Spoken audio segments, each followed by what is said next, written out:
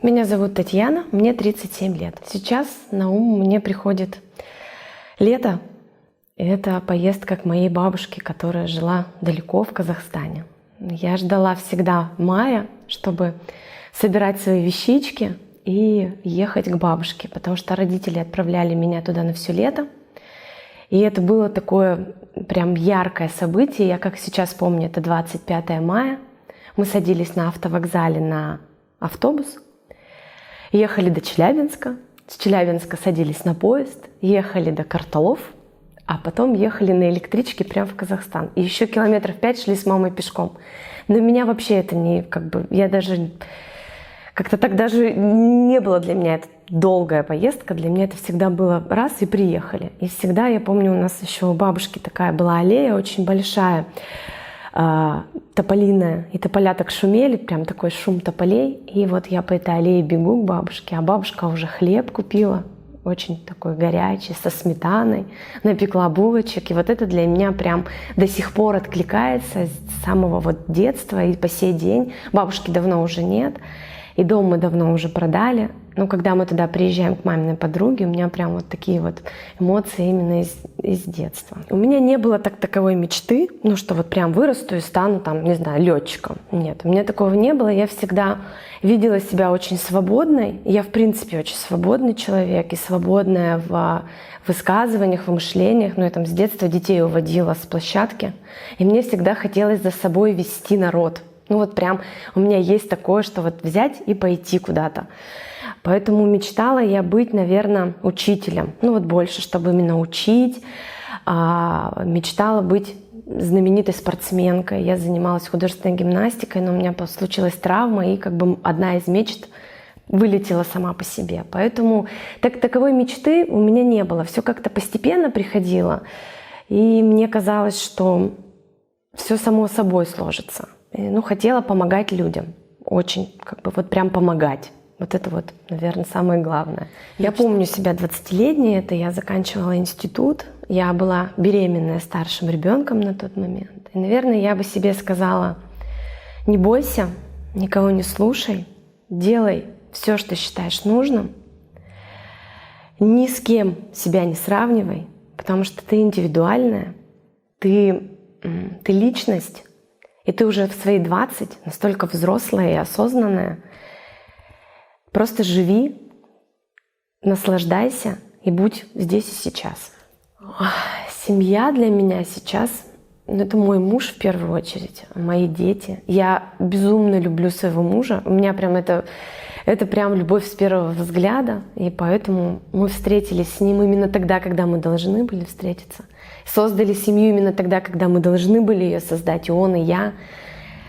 И для меня, наверное, семья — это крепость какая-то, опора, это поддержка в первую очередь. Я поддерживаю своего мужа и своих детей во всех их начинаниях, никогда не отворачиваюсь и никогда не осуждаю, чтобы говорить о том, что это неправильно, а это правильно. Я не сужу ни детей, ни мужа.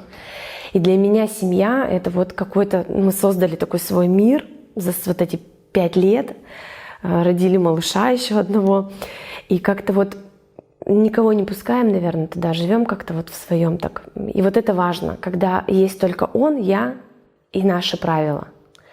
Поэтому для меня семья — это 2 человека, которые смотрят в одном направлении, думают об одном, поддерживают друг друга. Конечно же, любят и уважают, потому что это очень важно. У нас очень много семей сейчас создается без любви, а по каким-то потребностям, по каким-то, не знаю, принципам, что ли. А именно когда ты чувствуешь, что это твое, вот это семья. Когда это твое, ты на своем месте, ты в своем так русле, скажем так, тебе никуда не хочется, тебе ни с кем не хочется, и ты торопишься домой, тебя там ждут, ты знаешь, что там тебя реально ждут. Отдать все без остатка, наверное. Все вообще от начала до конца. Любовь — это, наверное, глаза моего мужа, говорю опять, моих детей, это вот для меня любовь. Это вот эти мелкие ножки, там, и не очень мелкие, которые бегут. И вот это вот, наверное, когда ты слышишь вот это вот мама или там Таня, это какой-то вот вкладывание какого-то смысла в, ну вот, в близкого тебе человека, наверное. И когда когда я, это вот как вот, даже я не, это вот прям, это что-то теплое такое. Это вот именно когда ты смотришь и понимаешь, что тебе настолько тепло.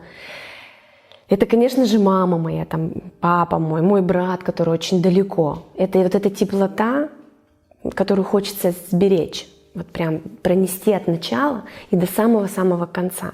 Чтобы я в конце своего жизненного пути сказала: вот она моя любовь. Вот я смотрела на своего седого старого мужа и говорила: вот он, вот, это моя настоящая любовь. Я сейчас заплачу. Вот, собственно, вот, наверное, для меня любовь — это когда именно тебе тепло и уютно во всех отношениях. Помню, я первого ребенка родила очень рано, мне было 21 год, и я с появлением первого ребенка резко повзрослела. То есть до рождения ребенка это была такая беззаботная молодость, это был институт, это ты ни о чем не заботишься, живешь с родителями, ни о чем не думаешь, учишься в институте, работаешь, платишь за свое образование. И в один момент, когда я услышала крик своего ребенка, плач, я поняла, что все, я теперь несу ответственность, я теперь взрослая, но я особо тогда, это ты не понимаешь, как бы. Мне мой ребенок, я его одна воспитывала, дал очень большой толчок в жизни, дал возможности очень большие ради кого-то что-то делать. Потому что у меня не было времени думать, у меня не было времени плакать, у меня не было времени страдать, сидеть и ждать, что мне кто-то что-то принесет. Я просто начала действовать. Вот это вот изменило, это такой прям рост. Я с маленькой девочки, скажем так, да, которая постоянно под крылом мамы, папы, стала раз взрослая. И мне надо было теперь под свое крыло пустить уже совершенно нового мне человека и начать ради него жить, ради него действовать. Я не помню, как он вырос, потому что я очень много работала. Это тоже, такое. Мне надо было его содержать, мне надо было его обеспечивать. Но это вообще я не жалею ни на секунду, что он у меня родился, что моя жизнь сложилась именно так, как сейчас как она сложилась. С появлением младшего ребенка, мой младший ребенок родился в любви, он родился от любимого мужчины.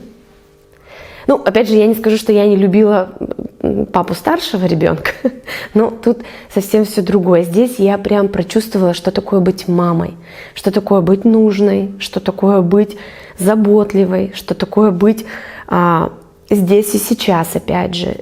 И чувствовать, что в тебе нуждается вот этот маленький комочек, да, который ничего не умеет. И я чувствовала вот уже именно, что я вот проводник, который должен сейчас по жизни вести и старшего, и младшего. И у меня идеальное отношение у старшего ребенка с младшим ребенком. У меня идеальный нянь. Поэтому я как бы в образе сейчас мамы, и мне помог это осуществить мой второй ребенок. Потому что с первым, к сожалению, у меня не получилось это. И я в какой-то момент даже поняла, что я вот эту связь теряю, когда ты мама и уже подрастающий сын. Но здесь вовремя появился мой муж, и мы как-то раз так и очень опять вместе пошли. У меня есть страх, я очень боюсь высоты. Я работаю над этим страхом. Я залажу на всевозможные горы. Я хожу на башни поднимаюсь, на Высоцкого в частности. Мне очень страшно. Это высота, и у меня до сих пор есть страх потери близких, потому что в нашей жизни тоже сложилась такая ситуация. Мы потеряли близкого человека, точнее, мой муж потерял близкого человека. И это мы пережили, и это страшно, когда, к сожалению, молодые уходят. Но я работаю над этим страхом, я понимаю, что все не вечно, и все мы не вечны. И вот, наверное, вот это и страх, конечно же, за моих детей. Как сложится их жизнь, что они добьются в этой жизни, как они пойдут по своему пути, и чтобы они не оступились. И мне хочется в момент, когда им будет там тяжело, чтобы я была рядом. Вот этот страх, наверное, у меня есть до сих пор. И я пытаюсь его проработать, но не могу. Ну, как бы пока не могу. И, конечно же, наверное, подходит возраст, ну не возраст, а подходит, есть же кризисы, да, говорят, там 20 лет, 30, 35, возможно, еще где-то вот это вот осознание того, что ты уже взрослая, что ты сама за себя несешь ответственность, и у тебя уже есть за кого нести ответственность. Вот это, наверное, мои такие самые, ну, не очень приятные моменты именно в душе в моей. А я сейчас поймала себя, вот когда я ехала сюда, на наше интервью, я себя поймала на мысли, что вот сейчас я счастлива. Я еду, у меня настолько вообще ничего нет в голове, ни мыслей. Я еду, слушаю музыку, отличная погода, и я понимаю, что вот, все живы-здоровы, и я действительно счастлива в этот, вот здесь, в этот момент. Бывают моменты, когда мы путешествуем, я смотрю, вот, допустим, вдаль куда-то, и опять ловлю себя на мысли, что вот оно счастье. Когда ты здесь, опять же, сейчас, когда ты видишь то, что ты хочешь видеть, потому что мы видим, как бы видим то, что нам наше сознание рисует. И в какие-то моменты понимаешь, что вот одна маленькая мечта сбылась, да, я хотела побывать на океане, вот я стою, смотрю, и я счастлива. Поэтому, наверное, для меня счастье — это когда осознавать то, что все мои маленькие цели и мечты сбываются.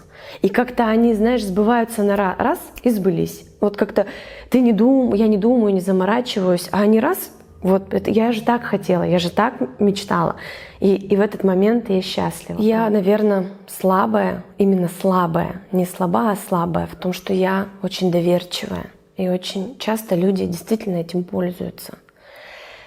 Даже сейчас, по стечению времени, я все равно доверяю людям. Меня можно обмануть, вот раз, и, я не знаю, мне уже сумку там унесли. Ну вот прям, я очень, как бы, я люблю помогать людям. И часто попадаюсь, когда люди просят помощи, а на самом деле они врут. Им помощь совсем не нужна, а нужны какие-то деньги. Ну вот в этом. Именно в доверии. И мой муж тоже смеется надо мной и говорит о том, что ну, ты всем веришь, доверяешь, но вот как бы ладно. Вот это моя такая одна из самых больших слабостей, когда я доверяю и верю. И от этого мой мир не становится хуже. Я такая, какая я есть, я доверчивая, добрая. Оставаться самим собой. Не терять свое лицо вообще ни при каких обстоятельствах. Оставаться человеком в первую очередь. Вот это для меня очень важно. И не важно, что происходит в жизни, не важно, какие события, просто оставаться человеком. Важно не быть безразличным к ситуациям, потому что у нас очень много безразличных людей сейчас. И это очень, для меня это очень страшно, когда человек остается безразличным. И мне, наверное, вот именно хочется, чтобы люди были, наверное, более добрее, быть добрым. Неважно, что происходит, будь чуть-чуть, вот на столечко, подобрее. И как бы если человек сделал тебе какую-то гадость, останься человеком просто. Не надо отвечать взамен тем же. И, может быть, наша земля станет чище, скажем так, потому что самоликвидируется нехорошее в жизни. Вот, наверное, это для меня очень важно. Вот сейчас, наверное, может быть педагогом, может быть, пусть не учителем, да, а может быть каким-нибудь наставником, может быть человеком, который может передать какие-то навыки, какие-то знания. И, наверное, просто активной, позитивной и не зацикленной ни на чем. Вот это очень важно, не зацикливаться для меня. И именно вот мне будет через 5 лет 42, возможно, мой старший ребенок придет и скажет: мама, я влюбился, женюсь, но точно не бабушкой. Хотя тоже, наверное, быть молодой бабушкой очень круто. Поэтому я вижу себя вот именно вот такой позитивной. Успешной, я не скажу, что я не успешна. Я успешна, опять же, не в материальном, потому что для меня материальное — это такое как бы, сегодня есть, завтра нет. Поэтому я и мужа своего научила не зацикливаться именно на материальной части. И как-то вот когда ты не думаешь, оно само по себе приходит. Поэтому, наверное, вот не зацикленной, легкой, простой и вот такой вот воодушевленной и молодой душой. Вот это вот для меня важно через 5 лет. Я желаю себе оставаться, наверное, такой же позитивной, улыбчивой, неравнодушной. Я, наверное, еще хочу пожелать тебе, в первую очередь, начать путешествовать, как и мечталось. Вот. Выучить хотя бы один язык, потому что это тоже моя маленькая мечта, моя цель даже, наверное. И просто быть счастлива, это очень важно.